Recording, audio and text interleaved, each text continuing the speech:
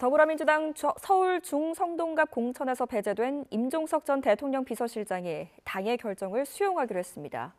정치권 일각에서 제기된 탈당설을 사실상 일축한 것으로 보이는데 이재명 대표는 당 결정을 존중해줘서 고맙다고 말했습니다.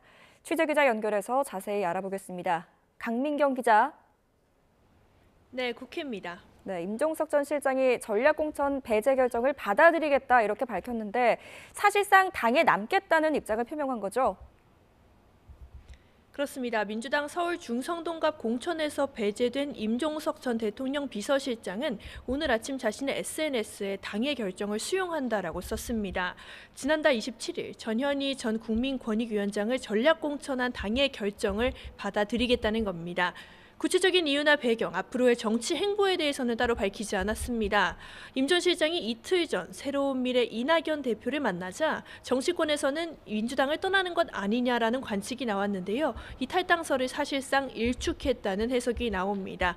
다른 지역 도전 요구를 받아들일지 아니면 아예 이번 총선에 불출마할지 등은 아직 결정되지 않은 걸로 보입니다. 임 전 실장이 이렇게 당에 남기로 하면서 공천 심사로 격화한 계파 갈등 양상이 어떻게 전개될지 주목되는데요. 일단 이재명 대표는 공천 결과를 수용한 임 전 실장에게 고맙다라고 말했습니다. 직접 들어보시겠습니다. 본인으로서는 받아들이기 어려운 힘든 상황이었을 것입니다. 충분히 이해합니다. 그럼에도 불구하고 당의 결정을 존중하고 또 수용해 주시는 것에 대해서는 매우 고맙게 생각합니다. 이 대표는 임 전 실장의 역할론에 대해서는 구체적으로 생각해 본 게 없다고 답했습니다.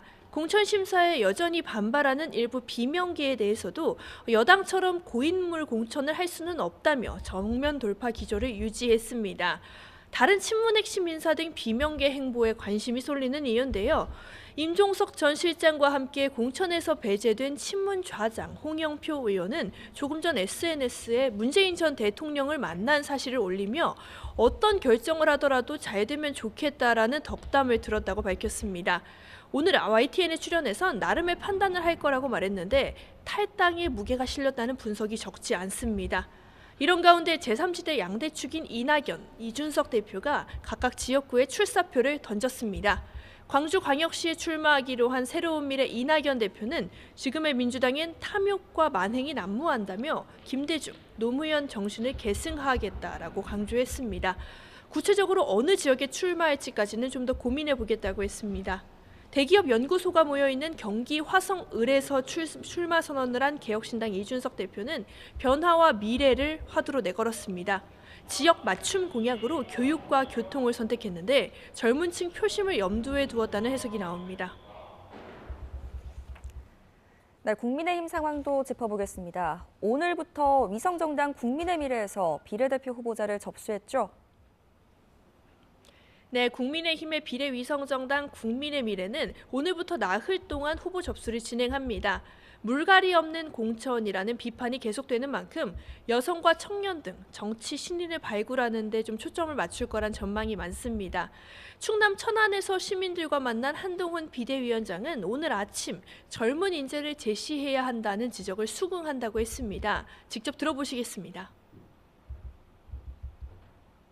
젊은 인재들을 많이 제시하고 국회를 보낼 수 있는 공천이 국민들께서 좀 필요하지 않냐는 지적을 해주시고 있고 저도 거기에 수긍합니다. 그렇기 때문에 그런 부분을 이 시스템 안에서 좀 구현하게 할 방법을 찾기 위해서 노력하는 것이죠. 장동혁 사무총장은 국민의 미래가 여당의 지역구 공천에서 부족한 점을 채우는 비례대표 공천을 할 거라고 본다고 설명했습니다. 조금 전 인천 남동갑 등 3개 지역구 경선 결선 결과를 발표한 국민의힘은 현재까지 200여 곳 지역구 후보자를 확정했습니다. 오후에도 심사를 보류한 지역구 20곳의 공천 작업을 이어갔는데 결과는 이르면 내일 공개됩니다. 오늘 입당한 김영주 의원의 서울 영등포 갑 배치 문제 등이 검토되는 걸로 알려졌습니다. 우세 지역에 내세울 일부 후보를 공개 모집하는 국민 추천제도 본격적으로 논의합니다. 마찬가지로 이른바 무감동 공천 논란을 완화하려는 보완책인데요. 적용 대상 지역구로는 서울, 강남과 대구, 경북 등이 거론되는데 두세 곳 정도가 예상됩니다. 지금까지 국회에서 전해드렸습니다.